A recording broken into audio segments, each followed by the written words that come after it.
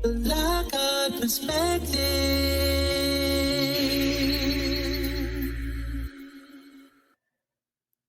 Hello and welcome to the Lockhart Radio Podcast. I am your host, Felicia Lockhart, and today we're looking at President Trump, that he has told aides that he's considering attempting to fire a Biden-appointed Federal Reserve governor after one of his housing officials accused her of mortgage fraud, according to a senior White House official and another person that was familiar with the matter. Bill Plute is the head of the Federal Housing Finance Agency, and he's alleged on social media this morning, Wednesday, the 20th of August, 2025, that the Fed Governor Lisa Cook submitted what he called fraudulent information on a pair of mortgage applications. Trump wrote in a social media post in response to Plute's claims that, quote, Cook must resign now, close quote.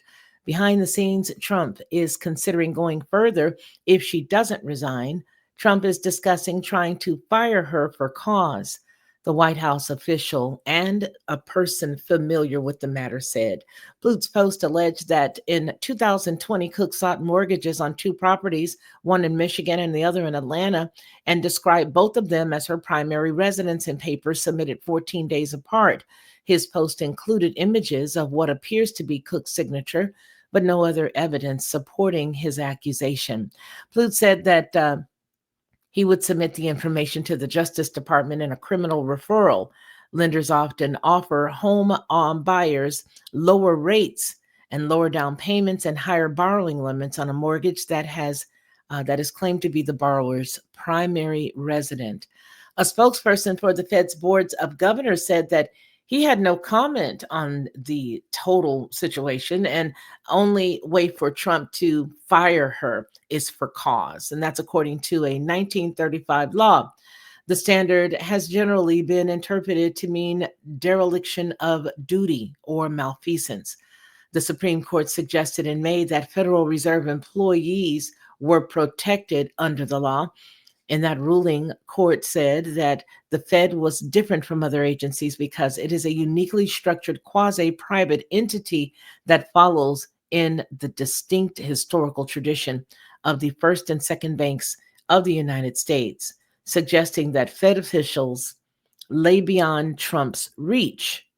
The accusations are the latest in escalation of the White House attacks on the Federal Reserve from Plute's seat at the head of the FHFA, an agency that usually has little to do with the Fed. He's helped lead the White House charges against the central bank, lambasting Fed Chair Jerome Powell on social media and in television interviews. In July, Plute joined a group of Fed officials who really went after Powell's management of an expensive renovation project at the Fed's headquarters. Plute has also said on X that Powell should step down or be fired, and that the Fed chair is hallucinating a link between tariffs and inflation. He shared a statement on FHFA letterhead amplifying baseless internet rumors that Powell was going to resign. The Justice Department is probing similar fraud claims against two of the president's most vocal Democratic critics, opening investigations into the New York General Letitia James and Senator Adam Schiff of California. Attorney General Pam Bondi authorized Ed Martin, head of the working group task, to to look over all the cases. They're going to review cases that Trump is going after. And so they're going to use grand juries in Virginia and Maryland to probe separate allegations of mortgage fraud involving Schiff and James, according to a person that's familiar with that matter. Everybody speaks on the condition of anonymity, it seems. Nonetheless, Cook was a Michigan State University economics professor when she was nominated to the Fed's 7-member board of governors by former President Joe Biden in 2022. She is serving a term that runs until 2038. Throughout her time on the board, she has voted in line with Powell and the majority decisions of the Fed's policy committee. She is the first Black woman to sit on the board. Throughout her time on the board, Cook has voted in line with Powell and the majority of decisions of the Fed's policy committee, joining in their votes to hold interest rates steady so far this year. The resignation earlier this month of another Fed governor, Adriana Krugler, has already given Trump an opening to nominate a candidate to the central bank's board this summer. How much you bet they're going to look like Benjamin Netanyahu? I'll hold. Nonetheless, he put forward the name of one of his top economic advisors, which is Stephen Moran, who is now awaiting Senate confirmation.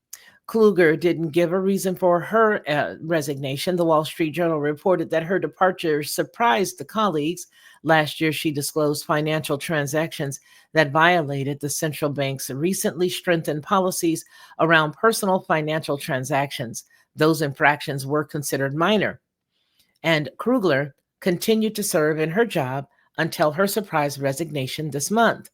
The White House attacks on the Fed have come amid sustained complaints from Trump that Powell and other Fed officials haven't lowered interest rates at any of their 5 meetings so far this year. After weak labor market numbers landed at a start in August of 2025, many investors are wondering whether the first rate cut of this year will come at the Fed's next meeting, September 17th, 2025.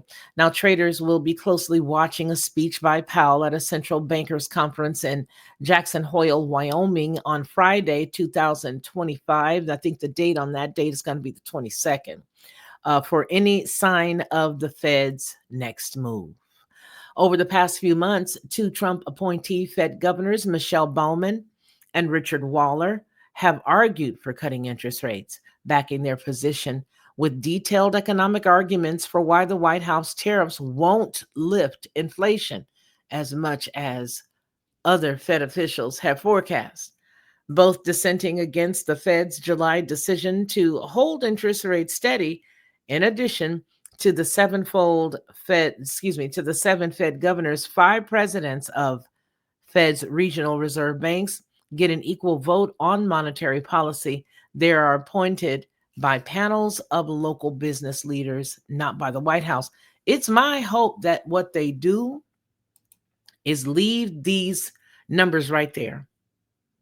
I know that sounds crazy, but don't mess with the numbers right now, because I want everybody to see what the tariffs are going to do. Because if you leave the numbers right where they are right now, we've been dealing with the numbers, so the numbers aren't going to harm us. But what we need to see is a reality of how those tariffs affects us. And if you fiddle-faddle with the numbers, in my impression, this is just the narrator's, idea, or what I think, or in my predecessor's voice, narrator's notes, right? What I think is, if you fiddle-faddle with those numbers, it's not going to give us a great idea of what's really going on. What it's going to do is it's going to make us think that things aren't so bad. And I want to see exactly how those tariffs affect you and me. Don't fiddle-faddle with nothing. Leave it the way that it is. Anyway, I appreciate you, each and every one of you guys, for tuning in. Again, my name is Felicia Lockhart. This has been the Lockhart News Brief. What I want to make sure that you guys do to make sure that you see us anytime we pop up is hit that like button. Make sure that you hit the button to subscribe, and we will see you again soon. Hey everyone, it's me, Felicia, of the Lockhart Perspective and Headlines with a Voice. I want to tell you a little secret. This is what I used to do, because I don't do it anymore. I would go to the store, buy the barbecue sauce, pour it inside of a bowl, put a whole bunch of different spices, a dash of brown sugar, a dash of maple, and a dash of mustard, stir it all around, and everybody would be like, oh my gosh, this is the best, this is the best. But I was exhausted after all of that, and a lot of times I couldn't remember how many dashes of what I put in it. But I don't have to do that anymore, because now I just go to Judge Joe Brown's website and I order his 3-pack of bottled barbecue sauce. It is by far the best, and I do mean the best barbecue sauce I've ever eaten. And when you go to his website and you order his 3-pack, you'll see exactly what I mean. Head on over to jjbbbbq.com and order Judge Joe Brown's barbecue sauce. You'll be glad you did, and you're going to tell me about it. I know you will.